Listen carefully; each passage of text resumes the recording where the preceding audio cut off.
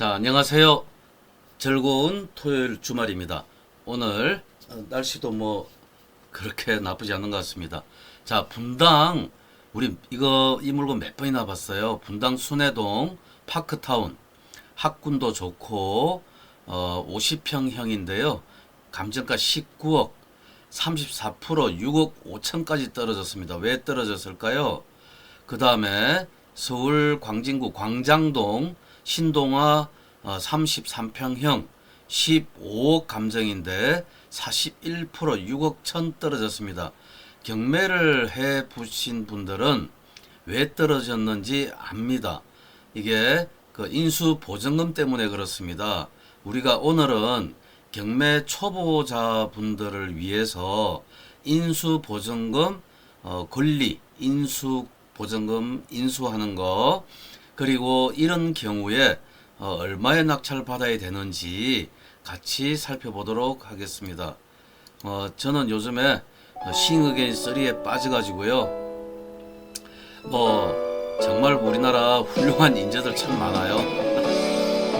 여기에 다 무명 가수들인데 이렇게 무명 시절 보내고 난 뒤에 이 사람들처럼 우리 애들도 좀 능력을 발휘를 해주면 좋겠는데 자식은 마음대로 잘 안 되네요.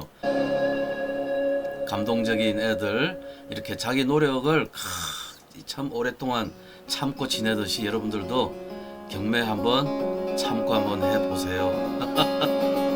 그냥 제가 감동해서 한번 올려봤습니다. 싱어게인 3.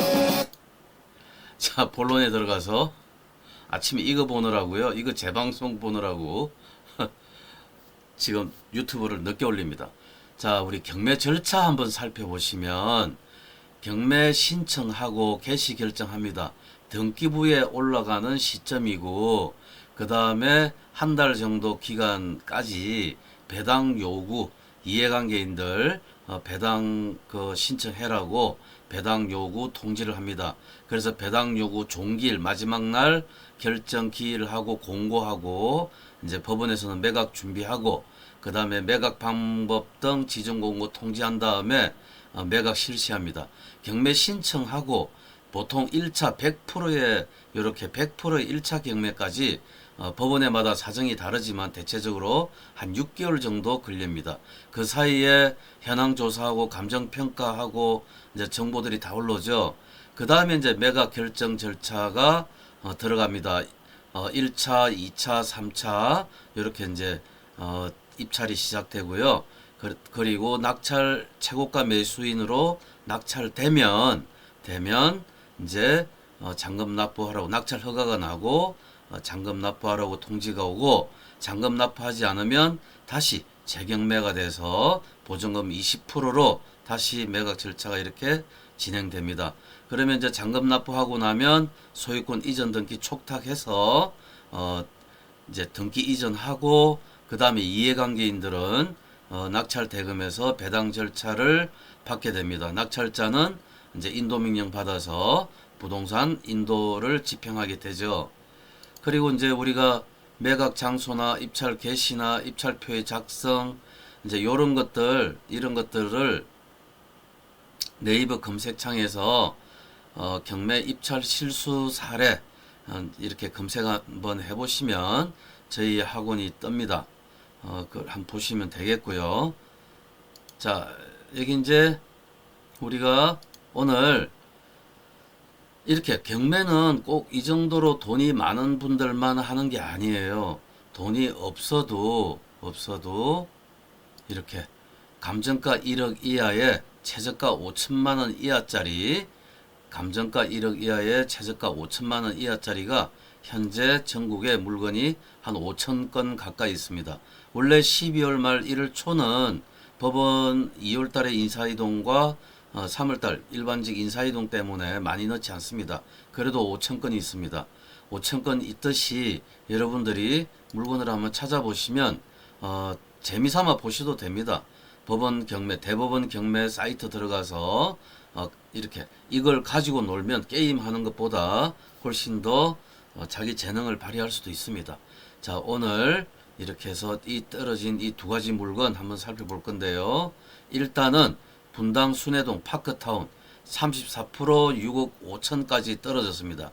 19억이 50평형입니다. 위치는 이렇게 학교들이 주위에 산재에 있습니다. 그래서 뛰어난 학군을 가지고 있는 분당 순회동이고 정자역 바로 인근의 역세권입니다.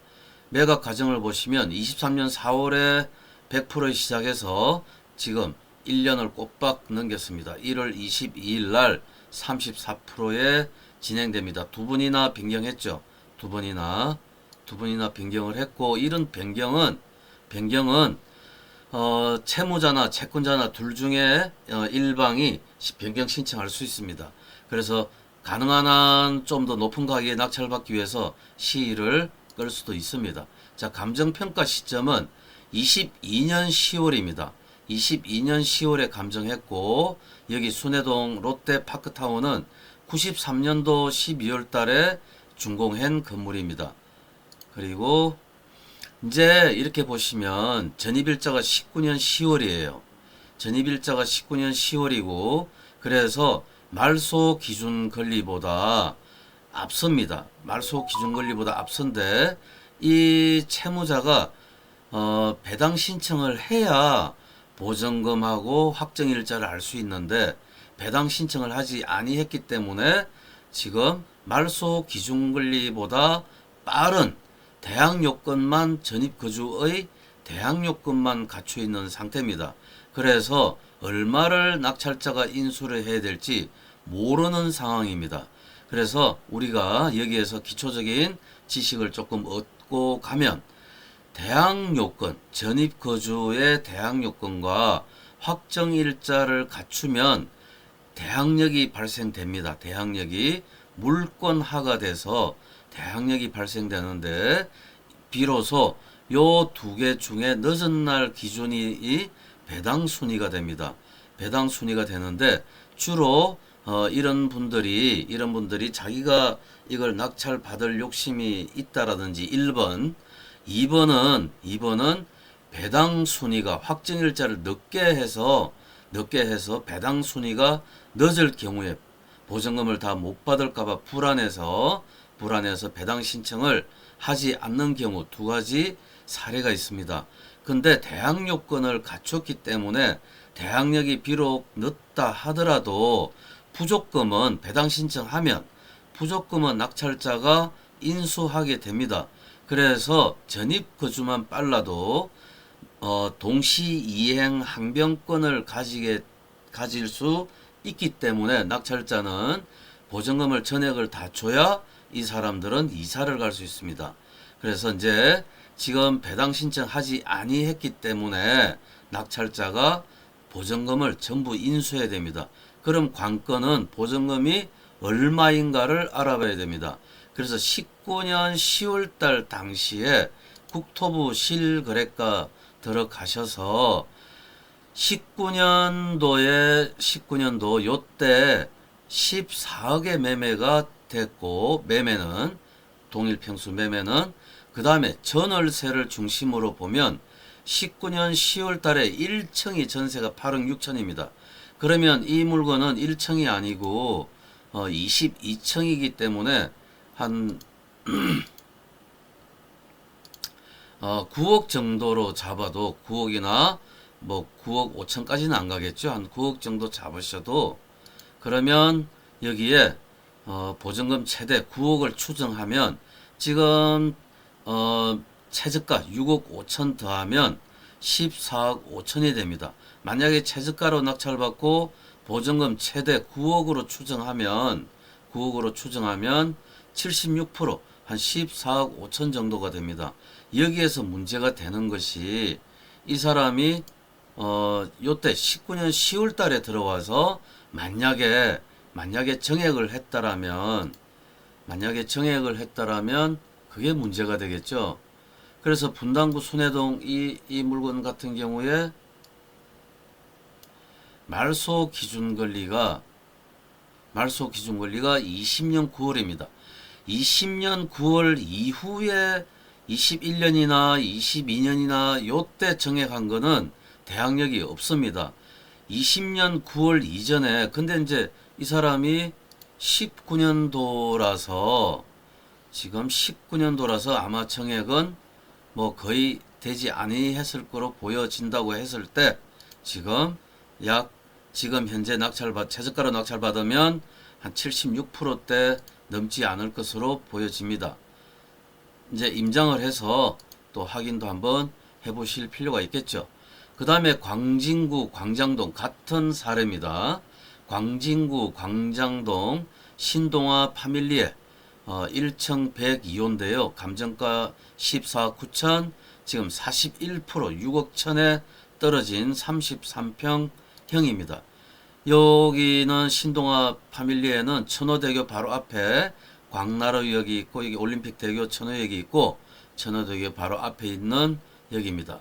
위치는 그 다음에 이제 매각 과정을 보시면 한번 낙찰 불허가 됐다가 64% 9억 6천에 들어와서 불허가 됐다가 그 다음에 2월 19일 날 6억 천에 41%에 실시됩니다. 07년도 2007년도에 건축했고 감정 시점은 22년 7월입니다. 22년 7월이고 22년 7월이면 아파트가 많이 올라갔을 무렵에 감정을 한 거죠. 그래서 현 시세 조사를 하여 보시고 해보시고 이 물건도 마찬가지로 14년도 2월 달에 전입을 들어와서 14년 2월 달에 들어와서 지금 말소 기준 권리가 21년입니다. 그럼 14년이면 말소 기준 권리보다 한참 앞서죠. 그래서 대항 요건을 갖춘 인수 권리가 됩니다. 인수 권리가 되고 우리가 14년 2월 달에 이 신동아 파밀리에는 매매가가 6억 8천이었습니다. 33평형이 6억 8천이었고 전세가는 14년 10월 달에 전세 보증금이 4억이었습니다. 근데 이런 물건인 경우에 14년도에 들어와서 말소 기준권리 21년 이전까지 쭉 지속적으로 살았다면 보증금을 정액할 수 있었겠죠. 그러면 만약에 지금 말소 지금 21년 7월 이전의 보증금을 보면 한 7억 정도 됩니다. 7억 정도 되는데 말소 기준권리 21년 7월 이후에 정액을 한 거는 인수하지 않는다고 했죠. 그래서 지금 21년 7월 이전의 보증금을 최대 7억으로 산출할 경우에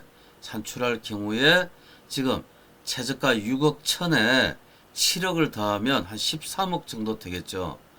그러면 지금 감정가가 15억이고 지금 거래 시세 호가 조사해 보시고 감정가 대비로 살펴봤을 때 14년 당시에 보증금으로 치면 최저가로 지금 입찰하면 10억이고 그 다음에 지금 만약에 정액을 했다. 보증금 4억에서 한 7억 정도로 3억이 올라갔다. 이러면 13억 정도로 이 물건을 지금 낙찰 받으면 13억 정도에 인수하게 되는 것으로 보여집니다. 그래서 말소 다시 정리를 해보면 말소 기준 권리 이후의 정액은 인수하지 않고 말소 기준 권리 이전의 정액은 인수하게 됩니다. 또 이 물건은 추가 정액 보증금의 금액과 인수금 여부가 관건이 되고 그 다음에 또는 지금 이렇게 보증금 4억에다가 반전세일지 뭐 월세일지 정체를 알 수가 없는 상태입니다.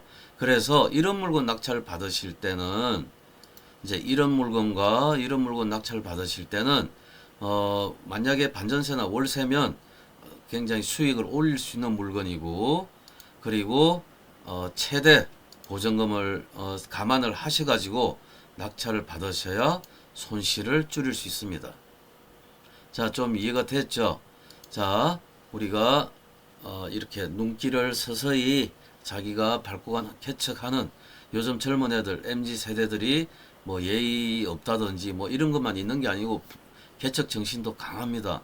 강하고 뭐 노후 세대 꼰대들보다 능력은 탁월하다는 것을 우리가 인정하고 24년도 여러분에게도 밝은 좋은 일이 많길 저와 여러분들 동시에 많은 일이 생기길 바랍니다. 저희 이제 법원에 등록되어 있는 매수대리 회사고요. 그리고 법원 출신이고 수원법원 광교 상현역 부근에 법원 앞에 있습니다. 이제 이 제가 지금 설명드리는 이런 것들이 경매 정석에 다 나와 있고 특히 초보자들은 입찰 시 유의할 점도 이렇게 나와 있습니다. 그리고 입찰 시 유의할 점과 좀 상세히 좀 기재를 했습니다. 그 다음에 이제 1등하고도 낙찰을 못 받는 억울한 사연들도 제가 법원에 있을 때 경험한 거를 이렇게 올려놨습니다. 그래서 이런 건 이제 찬찬히 보시면 여러분들 실수도 막을 수 있습니다. 제가 이렇게 경험상으로 보면 고수들이 실수하지 하수들이 실수하지 않습니다. 그리고 이제 이렇게 여러분들이 좋은 일들 많이 생기시길 바랍니다. 자, 오늘도 여러분들 화이팅 하시고 좋은 일 많길 바라겠습니다. 자, 감사합니다. 즐거운 주말 되십시오. 고맙습니다.